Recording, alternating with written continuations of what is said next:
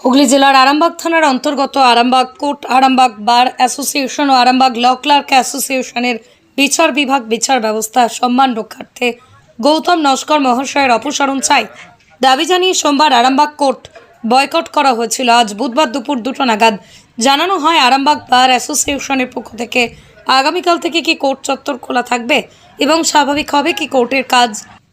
সরাসরি আরামবাগ থেকে জগন্নাথ মণ্ডলের report, crime press Bengal news. অন্তর্গত আরামবাগ কোর্ট চত্বরে অর্থাৎ আরামবাগ বার অ্যাসোসিয়েশন ও আরামবাগ ল ক্লার্ক অ্যাসোসিয়েশনের আরামবাগে গৌতম নস্কর মহাশয়ের অপসারণ চাই দাবি নিয়ে আরামবাগ যে বয়কট ডেকেছিল, আজ কি রায় জানালো আরামবাগ অ্যাসোসিয়েশন বার ও আরামবাগ ল ক্লার্কের অ্যাসোসিয়েশনরা সকল কর্মীবৃন্দরা সেই বিষয় নিয়ে কথা বলে নেব। আদৌ কি কোর্ট খুলছে, কোর্টের কাজকর্ম কি চলবে না চলবে না, বহু মানুষ এসে ঘুরে যাচ্ছে কোর্টের সামনে থেকে,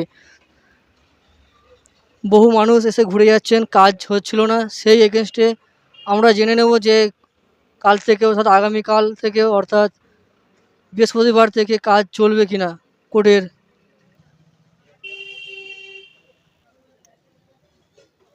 এই মুহূর্তে আমরা রয়েছি আরামবাগ কোর্ট চত্বরে।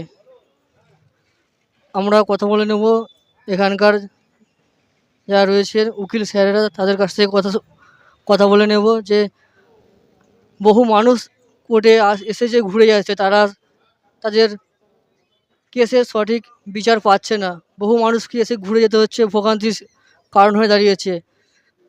আজ যে দুপুরে মিটিং হওয়ার কথা ছিল, সেই মিটিংয়েতে কী জানিয়েছেন সেইটি জেনে নেব এনাদের কাছ থেকে, এবং কাল থেকে কোর্ট চত্বরে খোলা থাকবে কিনা এবং হবে কিনা সেই বিষয়ে কথা বলে নেব এখানকার উকিল সাহেবদের কাছ থেকে।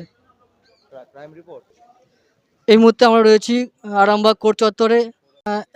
এখন এই মুহূর্তে জেনে নেব যে আগামীকাল থেকে কাজ চলবে কিনা এবং সাধারণ মানুষ যারা আসছেন এসে ঘুরে যাচ্ছেন, সঠিক বিচার পাচ্ছেন না, বহু মানুষকে হয়রান হয়ে ফিরে যেতে হচ্ছে। এই বিষয় নিয়ে আগামীকাল কি কোর্ট খুলবেন, আপনি কি বলতে চাইছেন?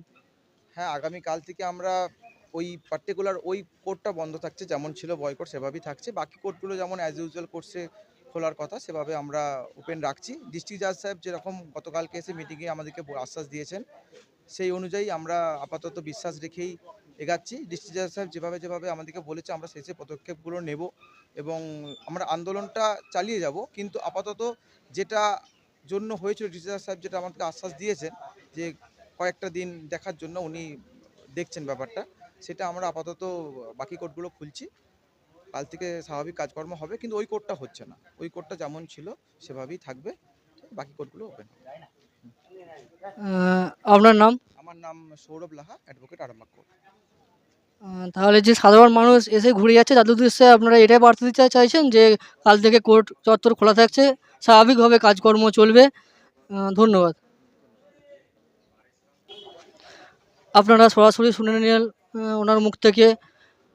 আরামবাগ বার অ্যাসোসিয়েশন ও আরামবাগ ল ক্লার্ক অ্যাসোসিয়েশনের বিচার ব্যবস্থা সম্মান রক্ষার্থে যে কোর্ট বয়কট করা হয়েছিল গৌতম নস্কর মহাশয়ের কারণ চাই এগেনস্টে, তার আজকে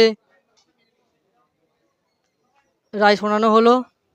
স্বাভাবিকভাবে কাল থেকে কাজ চলবে এবং হুগলি জেলার আরামবাগ থানার অন্তর্গত আরামবাগ কোর্ট চত্বর থেকে আমি জগন্নাথ মণ্ডল, ক্রাইম প্রেস বেঙ্গল নিউজ।